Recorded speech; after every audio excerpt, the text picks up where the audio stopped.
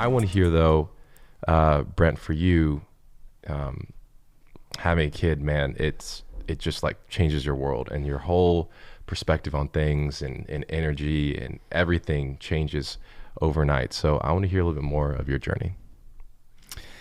Wow. Well, there's so many things I want to jump in on with that, but yeah, Same. let me honor your question.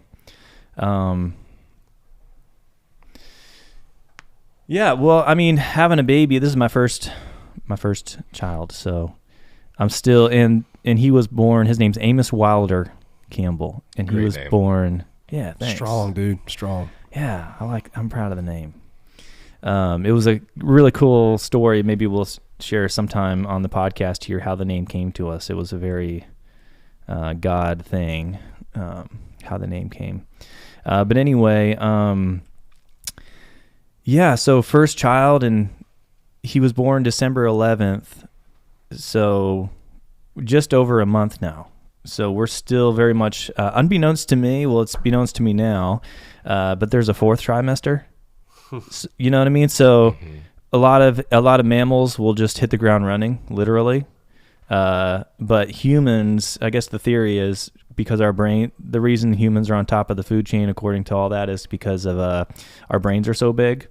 That's borrowing from evolutionary biology.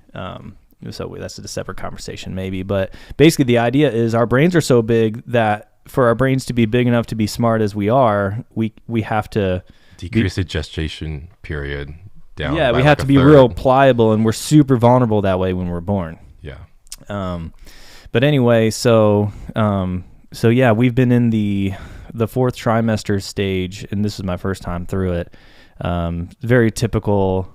Well, the typical thing about the fourth trimester is you don't get a lot of sleep, so that's been challenging for both of us. I mean, Lacey's carrying, my wife, she's carrying so much of this weight. I mean, as the mother, so it's just, I'm just over here just amazed by her, just trying to serve her however I can, truly. But yeah, I mean, I'm going back to I believe the setup was tell you about the journey. Yeah, and maybe more specific, like what is the biggest thing that's changed for you? Either in your perspective, worldview, beyond just having a kid and the responsibility, but for you and your energy and how you see things. Yeah. How has that changed for you, and what has changed? Okay. What I would say to that, in this blur of this last month, this is the first time perhaps I'm articulating any of this, so it's just going to come out. Yeah. So I guess that's part of the spirit of this podcast. I would say that the main thing that has changed, because I've been waiting for those moments. You know, I live for those moments. Anyone that knows me, I live for those moments. Like, oh, like, you know, I've had this vision of, you know, Pride Rock, Lion King, Rafiki holding up Simba. You know, like I want that moment. You know, and I've talked to so many dads. Well, actually, no. Picking up from like movies and TV. You know, there's that moment with the dad, like when I had that kid in my arms for the first time, seeing that baby look back at me, it was like everything in my life changed. And I didn't have like a big a big moment like that. Yeah. But I think I have something far greater. It wasn't as cheap as a little moment. Not that that's cheap, but it wasn't this moment. It was this like sinking in over the last month of like, oh, everything is like deeper and wider now and like more serious, but also free. And so I've had plenty of moments like that. I have had that moment of looking into his eyes and like, oh my God, I'm a dad. I'm a father. Dare I even say it? You know, I'm a father now. I called him son. Just came out the other day. I was like, hey, son. I was like, oh, geez, who is that? But so all this to say, to answer your question without going too far around it, the thing that I'm realizing that I've noticed that's been the biggest shift is I've become more of a serious man. And what I mean by that is,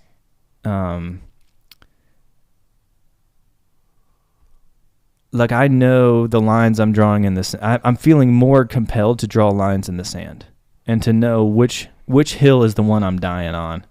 Because before, even just being married, there was, and without a child, and then before marriage, he was even more so.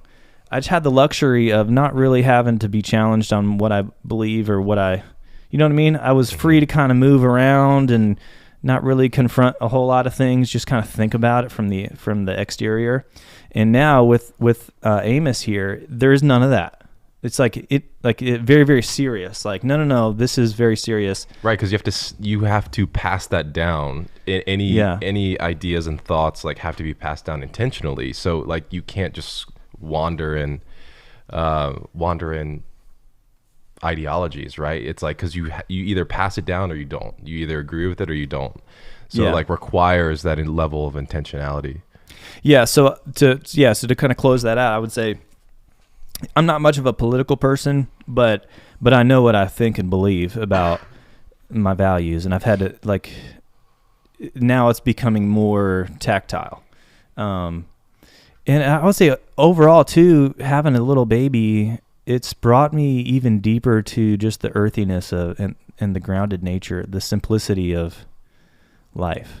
Mm-hmm. Like I can get real up here and ethereal in my imagination and thinking.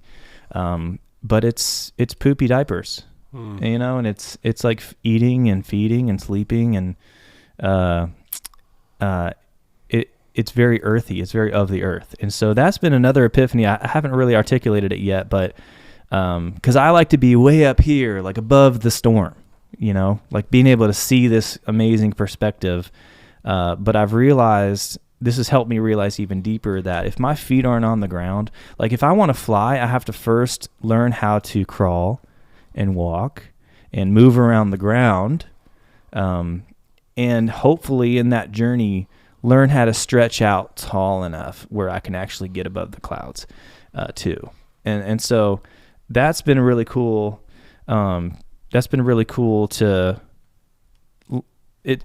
experience embodying that. So if I want to fly, which I do, I must first, I think it's like shattered the fallacy of thinking in my mind that my imaginative mind can go to, where I'm like, we can transcend what we're going through right now.